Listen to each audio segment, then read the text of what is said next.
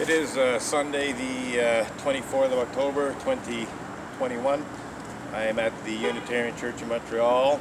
This is my second protest against Unitarian Universalist injustices, abuses, and hypocrisy that include, but are by no means limited to, the sexual abuse of children by Unitarian Universalist ministers and Sunday school teachers, and the cover-up and denial of that sexual abuse of children by the Unitarian Universalist Association representatives, top-level leadership of the UUA in Boston, and some Montreal Unitarians. And they've certainly tried to conceal that in terms of how they've responded to my protest here. As you can see, they're welcoming me back in style with these balloons and bubbles and everything. So I'm very happy to be have this party thrown for me, as it were. Obviously, I'm joking. Apparently, they put out these balloons because it's the second Sunday that the Unitarian Church of Montreal has been open to congregants since the COVID-19 restrictions. So they are attending the church service today for the second Sunday in a row. I protested last Sunday as well. They saw my protest, but they didn't have balloons and bubbles last Sunday. I guess it was a bit of an afterthought. In any case, I decided to protest somewhat longer today. Normally I wrap up at around 11 o'clock and call it a day, maybe 11:30 at the latest. But today they're having a congregational meeting. It's the annual budget meeting, but on top of that they're voting on the 8th principle. Apparently Canadian Unitarian congregations are voting on whether or not to adopt the 8th principle that the Unitarian Universalist Association has proposed and I believe adopted in the USA. So individual congregations are voting, and then I think the Canadian Unitarian Council will vote on it based on the votes of the congregations. The 8th principle is very interesting because it actually specifically addresses internal oppression within the Unitarian Universalist religious community. So I can assure you that there's loads and loads of repression and oppression within the Unitarian Universalist religious community if you dare to complain about clergy misconduct of any kind, sexual or not. The vast majority of people who dare to complain about any kind of clergy misconduct are effectively oppressed in one way or another. The church backs the minister to the hilt in almost every case. The UUA backs the minister to the hilt in almost every case. Very few Unitarian Universalist ministers are ever disciplined for their misconduct, whether it's non-sexual or sexual. The few ministers that are disciplined by the UUA have usually pretty low-level discipline,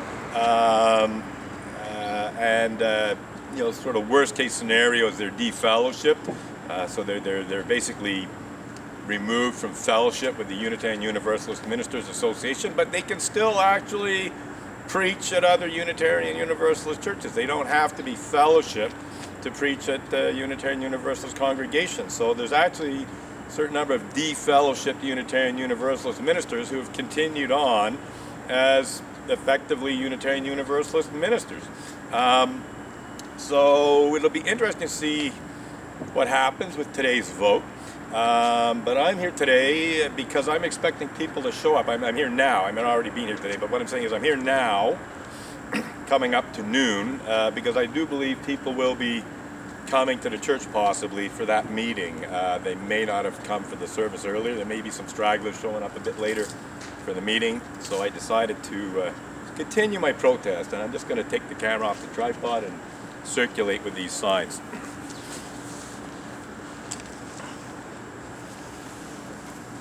So we might as well keep the camera going here. Just take it off, put it around the neck, and I think debating whether I redistribute my freestanding picket sign. I think I won't bother. I'll leave that one there so it can be seen by people approaching from the west. But I think I'll just carry my 2 picket signs protesting against the oppression of being falsely accused of violating Canada's blasphemy law by the Unitarian Universalist Association in legal bullying that sought to intimidate me into taking down blog posts about such despicable crimes as pedophilia and rape committed by Unitarian Universalist ministers, to say nothing of Unitarian Universalist Sunday school teachers. So we'll keep this up for a bit, maybe half an hour or so, making up for lost time, as it were. So anyway, when I arrived this morning, I saw the balloons from a distance, and I figured it was probably related to the church effectively reopening to congregants. But the balloons, originally, some of them were on the outer part of the sidewalk too, and they were obstructing the view of my picket signs from the west. They still are to some extent. So I was sort of half joking about how the Montreal Unitarian Church put up the balloons to hide my picket signs. But anyhow, we shall see. Looks like their bubble machine stopped producing bubbles. It's all foamed over. So anyhow, we'll just continue our little Ferrari. That's a Maserati. Do like Maseratis. So anyhow, got some cyclists coming this way, so let them see the signs. They're welcoming me back. The guy's looking at my picket signs and looking at the balloons and wondering what's going on. It's funny because back in the I can't remember when, 2003 or something like that, the Unitarian Church of Montreal thought it'd be a good idea to come out with a counter protest to, so basically try to make them look good and obscure my protest. And so for a certain number of months, a bunch of Montreal Unitarians would come out while I was protesting with their own picket signs. All, basically positive stuff. They called it the positive picketers, if I remember correctly. And so they had, Unitarian Universalist principles written on them, like justice, equity, and compassion, and human relations, and a free and responsible search for truth and meaning, and that kind of stuff. In fact, I think if anything, it drew more attention to my protest because they were much more visible. They were very visible, but I made darn sure that anyone who saw them saw my picket signs. They did try to block me. Sometimes they jostled me, but as a rule, I was able to make anyone who saw the protest see my picket signs. So in the end, they just sort of gave up that idea. But it literally, I'd say, drew more attention to my protest than in any way distracted from it. I'm not saying it didn't distract from it at all, but I think on the whole it actually attracted more attention than less. So that was kind of fun back in the early mid-2000s. And yes, this has been going on since May 1998. I have been protesting outside the Unitarian Church of Montreal against clergy abuse of various kinds and various other injustices, abuses, and hypocrisy since May 1998. Possibly earlier, it might have started in April, but definitely in May of 1998, my protest was in progress, and it has continued on and off until today. There have been some occasions where Montreal Unitarians were successful in shutting down my protest for a while, but I've always been able to reclaim my charter rights and freedoms and start it up again. And the more they try to shut me down, the more I'm motivated to keep the whole thing going. So trying to shut me down is not a good strategy on the part of the Unitarian Church of Montreal. On the contrary, it only deepens my resolve to practice my charter rights and freedoms, to freedom of expression and peaceful public protest and so on.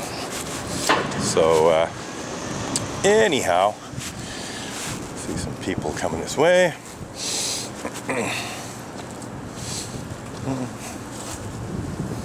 Hey.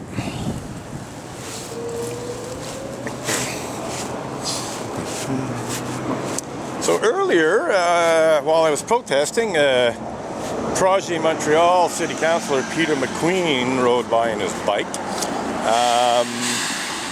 So I let him know that, I hadn't heard him speak out against Sue Montgomery's abusive misuse of the SPVM and the criminal justice system to shut down my protest here. And I made it clear that Sue Montgomery is in fact involved in the cover-up and denial of sexual abuse in the Unitarian Universalist religious community. She has actually told several journalists, namely Carol Off of CBC As It Happens host, Ainsley McClellan, CBC Montreal journalist, who when she was hosting Daybreak, CTV Montreal court reporter, Stéphane Giroux, all three of these journalists, she has told them that there's no sexual abuse in the Unitarian Church, which is simply false. There's actually quite a bit of clergy sexual misconduct, but there has been a certain amount of what the Unitarian Universalist Association's Canadian attorney describes as such despicable crimes as pedophilia and rape committed by Unitarian Universalist ministers, Unitarian Universalist Sunday school teachers, who are known as religious educators in the Unitarian Universalist religion, and, some lay people, leading prominent lay people. And unfortunately, the Unitarian Universalist Church has tried to conceal this from the public as much as possible, even after Unitarian Universalist ministers and Sunday school teachers, etc., were charged, tried, and convicted of pedophilia and or rape and sent to jail for their sex crimes involving children.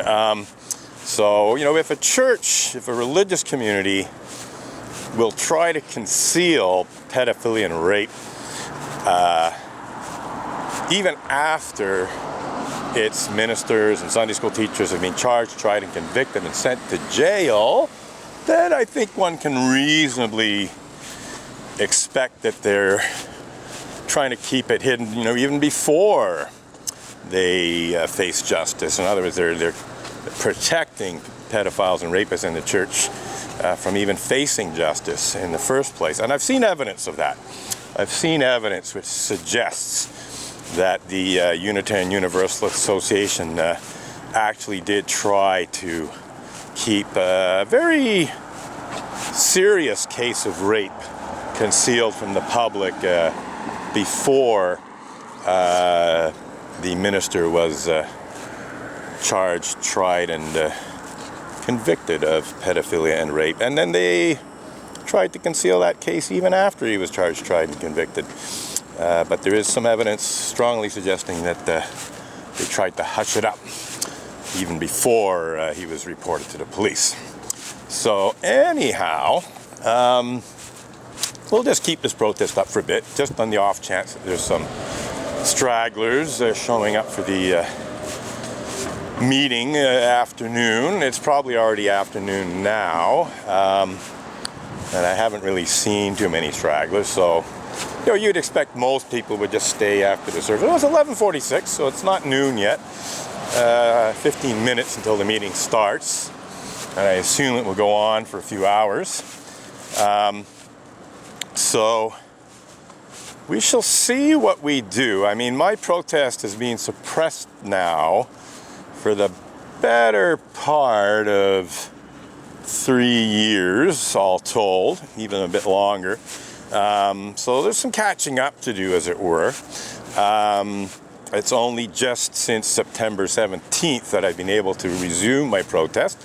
And I've not protested every Sunday since. There's a couple of Sundays where I had other things to do, as it were. So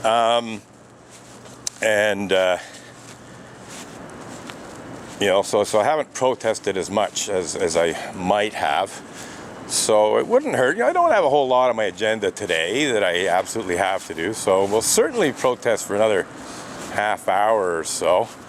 But I'm even thinking it might be worthwhile being around when people exit the church, although I can't predict exactly when that is. So I don't think I'll bother with that, to be honest. And I do have other things I can do in my time. There are other things I can do in my time, and I certainly do a whole lot of other things in my time. The Unitarians try to pretend that I spend my whole life doing this, which is simply not true. I've spent far too many hours than I should have had to, thanks to their obstinate refusals to practice what Unitarian Universalism preaches. There's really, I'm not sure, but I think somebody might be coming for the meeting there. One of the people coming this way. So we shall see if they are or not. Looks vaguely familiar, that person there. And, yes, I do believe it's a Montreal Unitarian on the sidewalk. So,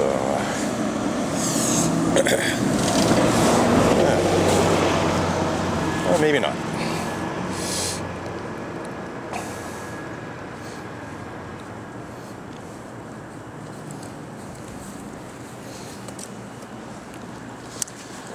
And it wasn't the person I thought it was. My eyesight's not perfect. Got a bit of astigmatism and maybe a little bit of myopia.